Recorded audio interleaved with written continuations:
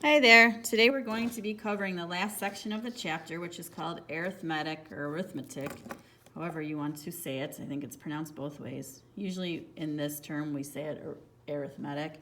So arithmetic sequences.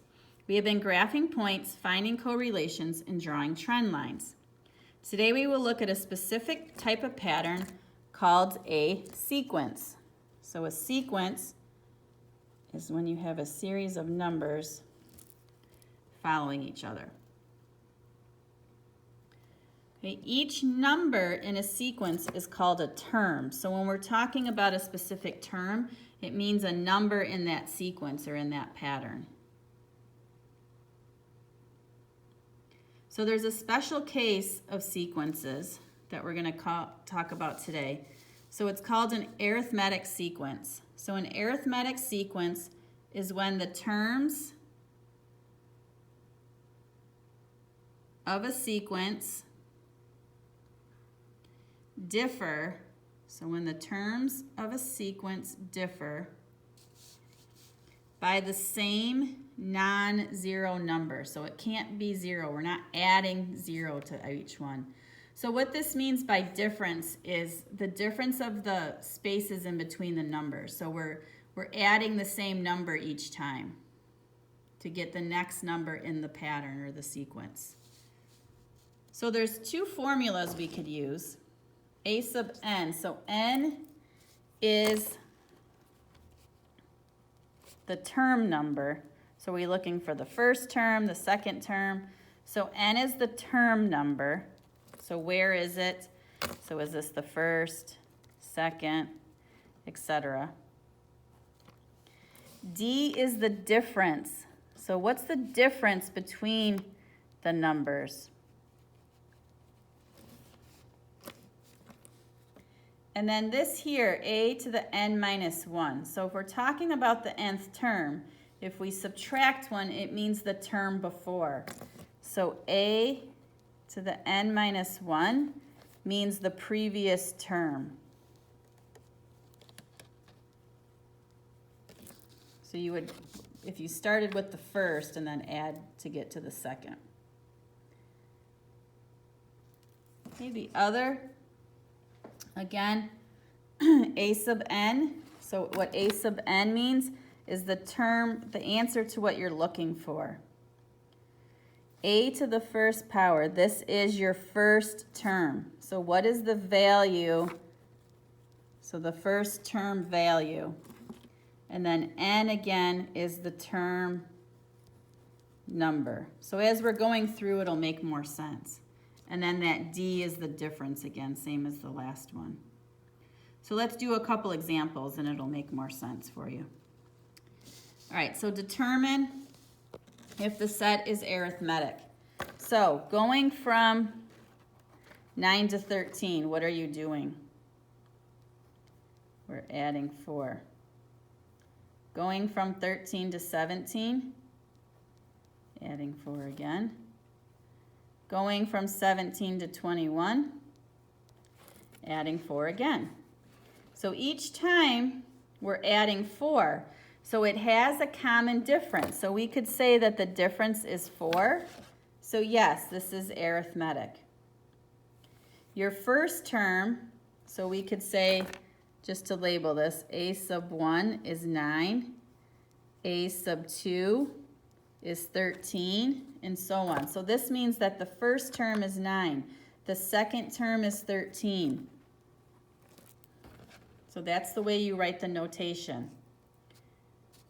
All right, let's take a look at the next one. What's the difference from 10 to 8? What do we do to get from 10 to 8? We subtract 2.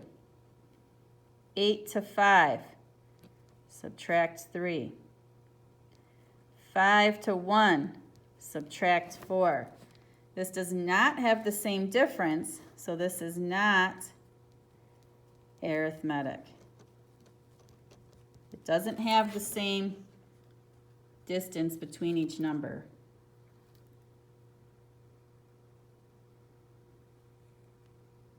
Okay?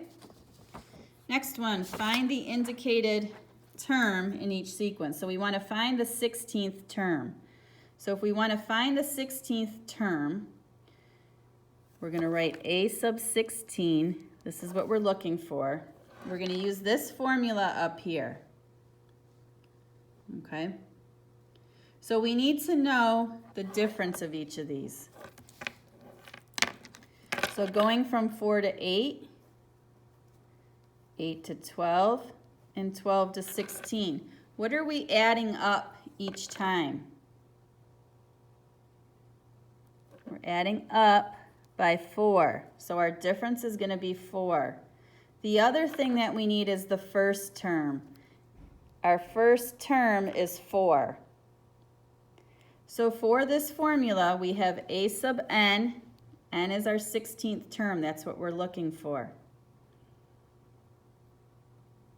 Okay, so in that formula, we have the first term is 4 plus n is 16 minus 1 times 4. So we have 15 times 4 plus 4 is 64. I just plugged this in my calculator. So what this means is the 16th term is 64. So if we kept adding 4 plus 4 plus 4 plus 4 out to the 16th term, your answer would be 64. So it's easier to plug it in this formula than to keep adding 4. You could do that. You could make a chart and keep adding 4, but that's going to get kind of tiresome. All right, the next one. They give us the first term and the difference. So if we use that formula, I'm going to write down the formula just to have it here.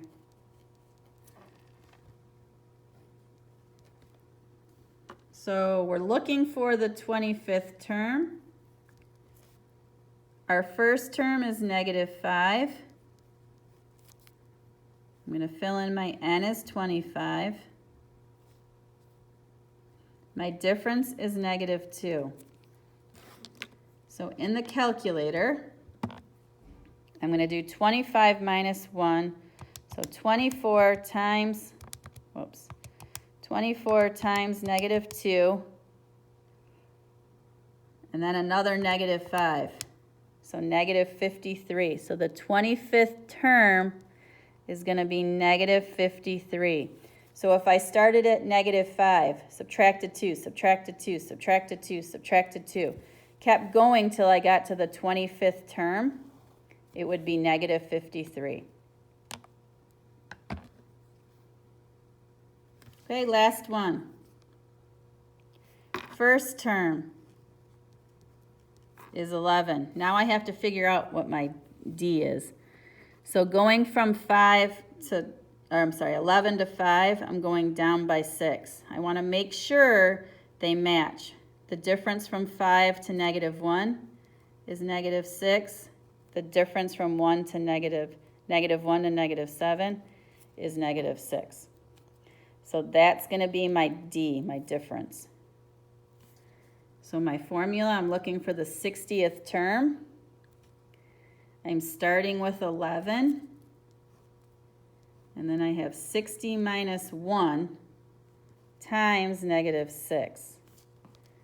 This is an A. It's kind of, again, I said this the other day, it's kind of hard to write looking through the phone at the same time. So sorry, my writing's not too great there. All right, so here we have 59 times -6.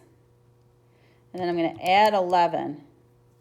So I end up with -343. So if I kept subtracting 60 times, I would end up at -343.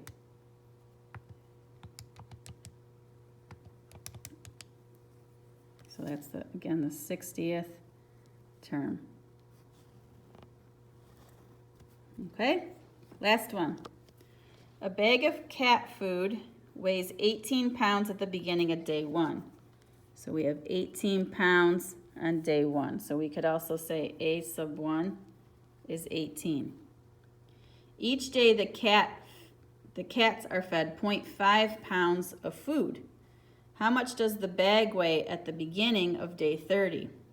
So are we going to add that 0.5 or are we going to subtract 0.5 if they're eating that? We're going to subtract it. So our D is going to be negative 0.5. So we want to know how much is this going to weigh on day 30. Okay, so if we kept subtracting, we could take off a ½ pound each day. That's going to take us forever to get to day 30. So if we use our formula, we want to find the 30th day. We're starting at 18. We want to find 30 minus 1 times our difference, and our difference this time is a negative 0.5. So 30 minus 1 is 29 times negative 0.5, and then I'm going to add 18.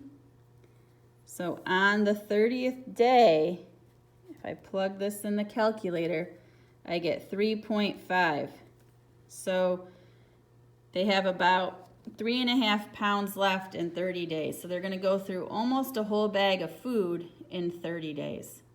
So again, you look for your starting point, and then you look for what's changing each day. So that change each day is going to be your D to go into the formula. And we plugged it into this formula up here again. All right, if you have any questions, be sure to send your teacher a message and let them know. Otherwise, have a great day.